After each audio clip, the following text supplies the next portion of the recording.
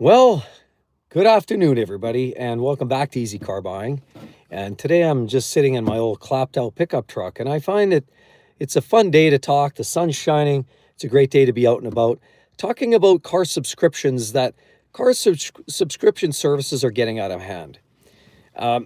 You've probably heard all over the news car manufacturers getting greedier and greedier and greedier, looking at hitting you as the consumer with subscription services, subscriptions to use devices and equipment that might even be on board.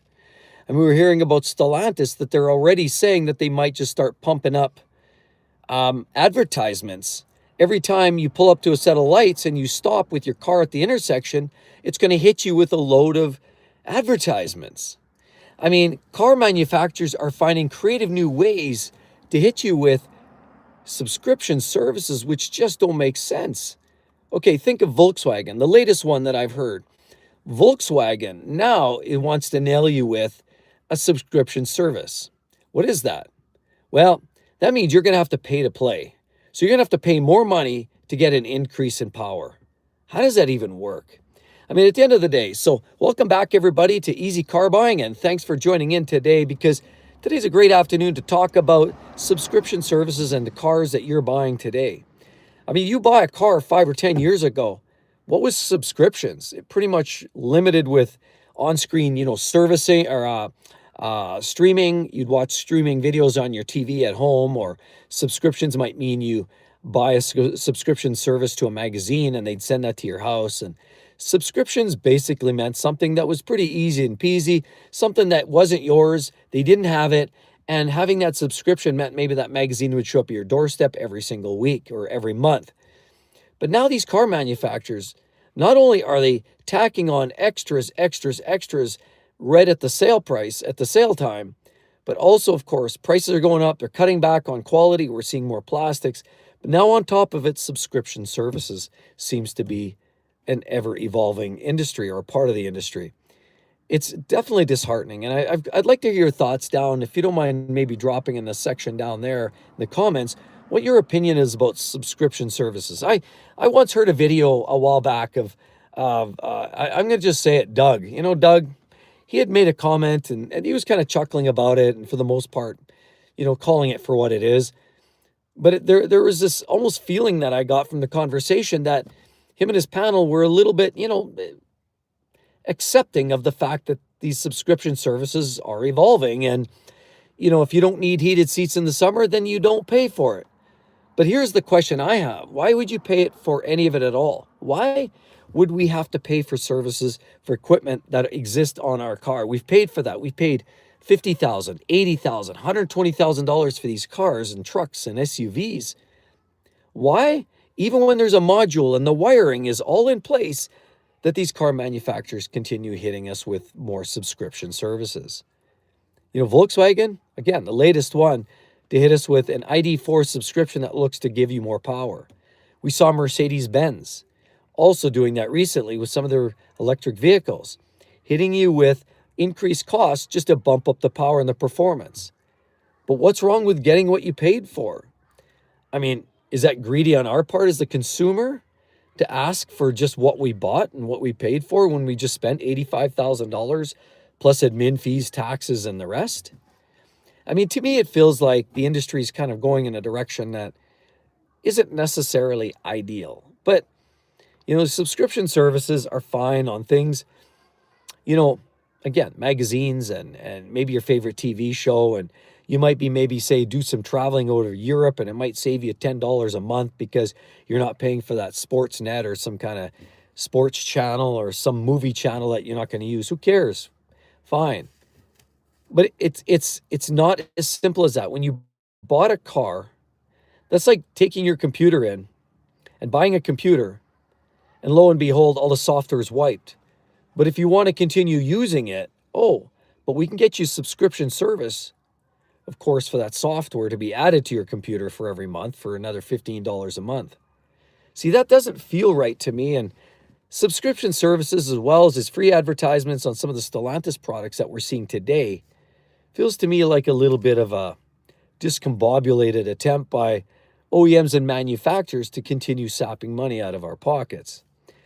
Now, again, as I've said before, it's one thing to drive a car that maybe doesn't have the options. You kind of signed up for that. One car you might say, well, this Mercedes-Benz has all the features, the electronic, the heated seats, the heated steering wheel. We know, by the way, BMW was hitting us with subscription services on heated seats. It's, oh, it was only $795 a month. Why are they charging any of it? The equipment's there, the seats are there, the wiring is there, but then they'd rather charge you for that seat use anyway. This just doesn't feel right. I don't know. I'd like to hear more on your thoughts about this, but the whole idea of essentially becoming more of a rental society or a throwaway society, or one in which basically you never truly own anything. Because honestly, if you're having to pay subscription for extra performance, heated seats, navigation, and all these other features, even heated steering wheel like this right here, well, then that kind of defeats the purpose of buying a loaded up vehicle. I mean, if you're buying a loaded vehicle to get these features and then they turn them off because they give you a 3-month free experience, and then they turn it off, or you have to continue paying subscriptions, it kind of defeats the purpose now, doesn't it? So I'd like to hear more on your thoughts, but what I'm seeing now is more and more manufacturers. We've seen it, BMW, Mercedes, Volvo, and a lot of these OEMs are starting to realize the hard way. Volkswagen, they're trying some things, they're treading on hot water. I mean, we know what's been going on with Volkswagen VAG Group, and the idea that they're struggling to do business in North America. There's been talk about maybe Porsche bringing factories here. For now, they're not. So now they're actually adding another 10, 15, 20% on top of their base price. You see 911s now, you're paying more than you ever have simply because of extra taxation. So between that and these VAG groups and Volkswagen, Audi group, looking at hitting you with subscription services, looks to be yet one more attempt to empty your wallet. Now, at no point can I see this being as a benefit. I've seen a lot of vloggers and people kind of debate, should we have it, should we not have subscription services? Let's wind this back, and call me a boomer if you like, but I go back a few years. And when you buy a car, the expectation is the equipment on board is yours. I can pretty much do whatever I want with it. But see, this whole idea of you never truly owning your equipment or your car this is a further extension, paying subscription services for features. In some states now as well, you can't even fix your own car. Now, some would argue that even that is its own issue, because some people clearly are not mechanics. If you're a certified mechanic, you can work on a car, you can safely fix it. That's fine.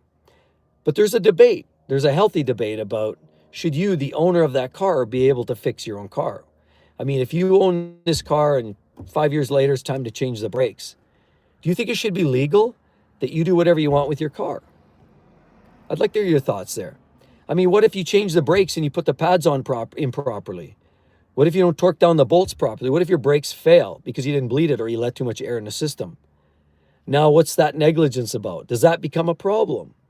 See, there's lots of these debates and these discussions about, what do I do with my own car? I bought it. I paid for it.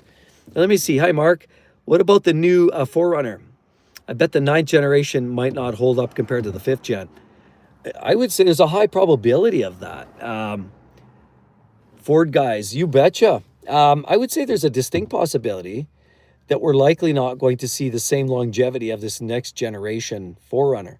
It's kind of early on, so it's tough to say. And we actually haven't heard of a lot of issues with that new 2.4 in the 4Runner, and same one we're seeing in the Tacoma and many of their other vehicles. But the fact remains is, it's a turbocharged 4-cylinder with direct fuel injection. It's working harder. It's putting more fuel and carbon in the system. And likely, if people neglect it, that's going to take a toll. We know a lot of people, traditionalists of Toyota, for example, aren't used to turning off and giving your turbo a chance to cool down by idling your car for 30 seconds before you turn it off. They're just not. They get up to their driveway, they pull it home, they turn the key off, go in the house. But did you realize some of those habits are taking a life out of your car? Now, some would say, well, you flush coolant through it. There's a cooling line that goes through your I'm not here to debate the technicalities, other than the fact that the oil is still scorching hot. And unless you cool it down properly, it's still going to take a toll. Take out the bearings and take out a turbo. Not to mention the engines are running hotter and harder, and that will have an impact. So yes, I would strongly suggest, in my own personal opinion, I don't see the lifespan coming out of those as you saw in the older, well, the original 3 liters, once you fix that head gasket, or even the 3.7s. Toyota 4Runner of yesteryear is not the Toyota 4Runner of today. Said hi. A Ford made, what is it, Mark, my friend? One is, doing 2014 BMW 328 with an N20, and it is knocking. And he removed it to rebuild it. Yeah, I would say that's not an uncommon thing. Is it engine knock, or are you having maybe a piston or timing chain issue with that? It kind of depends on the sound. It's hard to hear, but running some of those old BMWs are potentially a bit of a challenge too. And the thing is, with BMWs today, they're a lot better. I mean, they're giving you warranties, they're giving you lease options. So a lot of people can get into BMWs, not worry about them, failing, because there is that reputation. That said, some of the newer BMWs are, a lot more reliable. The N20, the N47, they were problematic engines. The N20, we knew it had issues with timing chains. The guide ramps would crack. Those were problem areas too, as well as the N50 or the N47, the diesel engine and the chain also breaking, those being located on the firewall, so you had to pull the engine, change it. Anyway, without getting into the too much technical detail here, the point of the matter is none of these cars are forever. But that being said, some people like to know that they can work on their own cars, that what they buy is what they get, and not the fact that manufacturers sort of hold them by the short and curlies and say, look, no, you've got to pay a subscription to turn the radio on or to put the heated seats on, or you can have 200 horsepower, or you can have 350 if you turn up the boost, and we'll give you that for a mere $59.95 every month. It just feels so wrong on so many levels. When I've paid for that equipment, why on earth should I have the manufacturer now further dictate how I'm going to utilize my vehicle? Thoughts, 10,000 oil change intervals. What do I think about that? That's one of the biggest jokes this side of the Rocky Mountains. Anybody on the east side of the Rockies, you'll know what I'm talking about. On the west side of the Rockies, you'll know what I'm talking about. 10,000 mile oil services are strictly done for selling cars. It's a marketing scheme. It's like lifetime spark plugs, lifetime transmission services, lifetime fluid changes, 10,000 mile oil services. Those are all marketing scams and schemes to get people to buy the car so that people feel that, I don't have to spend money. This car is going to cost me no money on maintenance and life's going to be grand. What they don't realize is 10,000 mile oil services are going to take out your engine in short order. You're going to build up sludge. You're going to have a breakdown, extra contaminants in there, and the oil just will fail to do what it's meant to do. And remember, a lot of this oil now is so important. It's not just lubricating your rod bearings and your cam lobes. It's actually there to operate your variable valve timing, turbo lubrication. It's there for a lot of purposes. And to actually neglect oil services is bad. And so from the buying, selling perspective, as easy car buying is, I'm going to tell you that that's purely marketing scam and scheme, in my opinion. Because what it does is it lets you compare it now between one of the other manufacturers said, well, I don't have to do oil services for 10,000 miles. It's going to save me some money. Or what they're going to do is try to sell you on a maintenance plan and then say, look, 10,000 miles, you're not even paying attention, but they're only going to hold true to 10,000 mile oil services. Meaning, in other words, you pay $4,000 when you buy your car for that extended maintenance plan, and they're only doing one oil change a year at the very most. You're getting ripped off. You're not getting the servicing, and the manufacturers have set those service intervals based on selling you the maintenance plan. Yeah, the newer oils are 0W40 or 0W5. It's basically water. I mean, ask GM how that's working out for them in their L87s. So it's a lot of marketing going on, a lot of marketing schemes and scams and chitter chatter. But the idea is, we pay a lot of money for our cars, and the idea of subscription services feels wrong. Not being able to take our car to an independent shop, and not being able to basically administer our own maintenance, because a lot of people find it, and I've dealt with manufacturers that say, no, you only need it 10,000 miles. And you look and the service tender doesn't illuminate, but you've already got 12,000 miles on the clock, and you're like, I'm ready for an oil change, and you drive it to the dealer, like, well, you're not due yet for a little while yet. No, do your oil services 3 to 5,000 miles. You want these cars to last, don't you?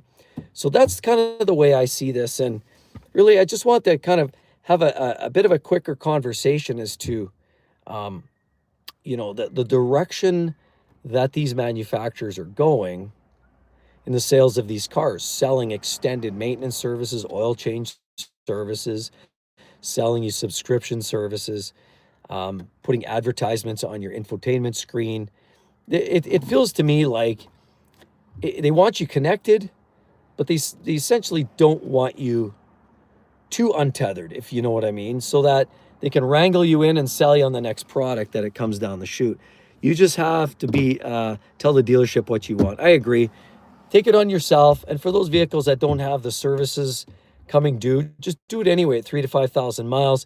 Take it to an independent shop. Don't reset your service tender, because then the next one will tell you when you actually should do it. And so you're maybe doubling down on the oil changes. That's my opinion and recommendation.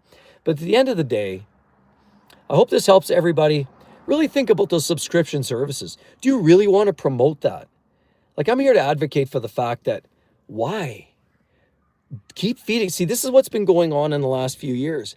We were consumers allowing these manufacturers to get away with all kinds of crap. This is being another one. Adding price adjustment costs, increased costs on market adjustment fees, extras, add-ons, loading up a vehicle and putting it on the lot during shortages, saying, no, you've got to pay this extra $20,000 because it has all these features on it. But no, just order it up, wait that 6 months and take it. Then you can pay the rightful price. See, a lot has happened in the last few years, and unfortunately, it's the consumers and allowing this to go on that have put us in this position.